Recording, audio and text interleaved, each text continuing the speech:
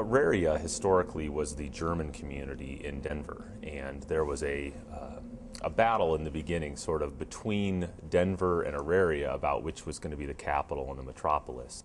But Auraria in Latin essentially means gold, and people came here in the 1850s for the gold rush, and with them they brought a lot of traditions, and one of those was breweries and brewing.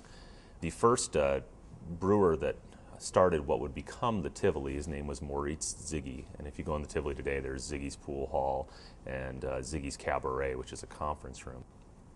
In 1875, Ziggy was killed in a freak accident on the streets of Denver. He was in a horse-drawn carriage, and his horses were spooked by dogs, and the carriage flipped over and he died. And that sort of started the evolution of what some people call the Tivoli curse. A lot of the employees, late night employees, hear the sound of a little girl. One of the night crew ladies, she was cleaning, and she looked down the hallway and she saw a little girl playing in a dress, and she thought that the little girl was one of the like maybe a professor's child that was just kind of messing around after hours. And so when she went to go find the little girl to get the little girl back to her parents, she said she saw the little girl run into the corner.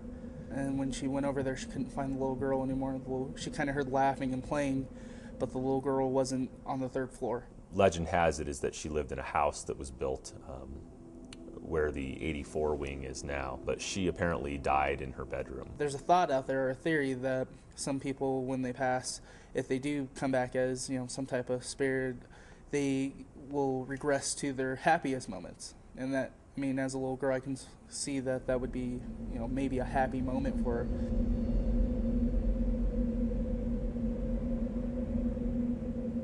There's a death story that doesn't necessarily correlate with a ghost haunting, but the copper kettles that are in the building currently, those used to have to be cleaned by hand.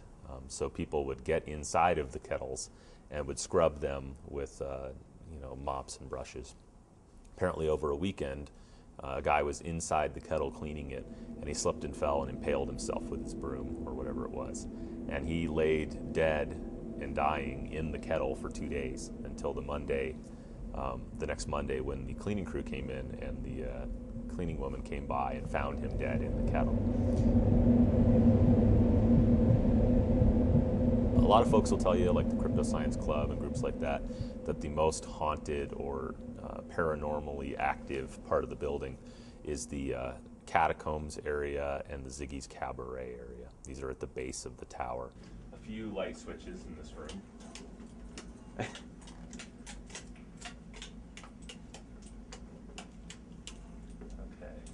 This is the section that apparently raises the most paranormal flags, is this boxed in section here.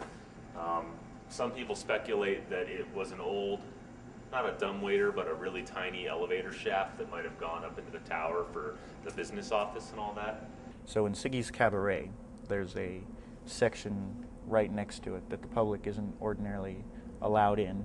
We got special permission to go in there. We just set up motion sensing cameras, a regular video camera, some audio recording devices, and pretty much locked it up.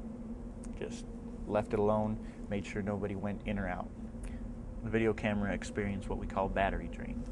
A lot of times what'll happen in places with a lot of activity, a fully charged battery will inexplicably completely drain out and then return to full power a couple of minutes later. This happened to the video camera.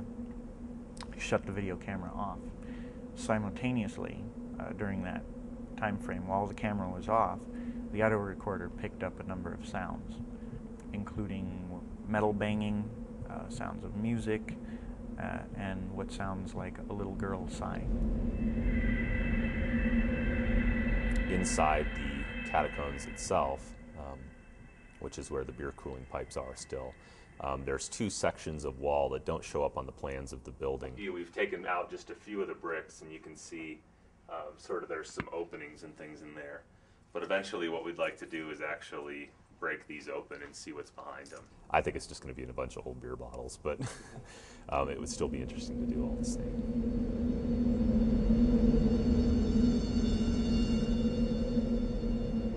We just did a revitalization, a $28 million revitalization on the building that students approved in 2001.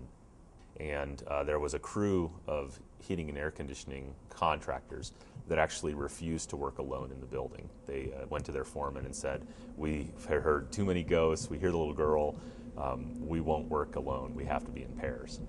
The story reports of a Tivoli worker here who was working the night shift and was standing at this window looking out one night all by himself, and he felt a hand on his shoulder.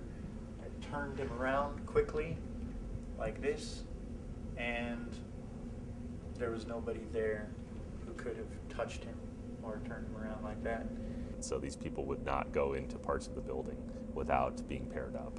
And these are, big burly construction guys, and they hadn't wanted nothing to do with working alone in the building. I would say no student should be afraid of anything that happens in the Tivoli. From everything I've heard, none of the ghosts are mean ghosts. They don't try to scare people or scare them away or things like that. A lot of them are welcoming. When you look around the rest of the campus, there aren't a lot of historic, unique buildings. Hopefully students don't take for granted what they have. It's an amazing facility. It has, students should spend some time wandering through the building and going to places. It's got more than a McDonald's and a bookstore. There is a lot of things in the building that are wonderful.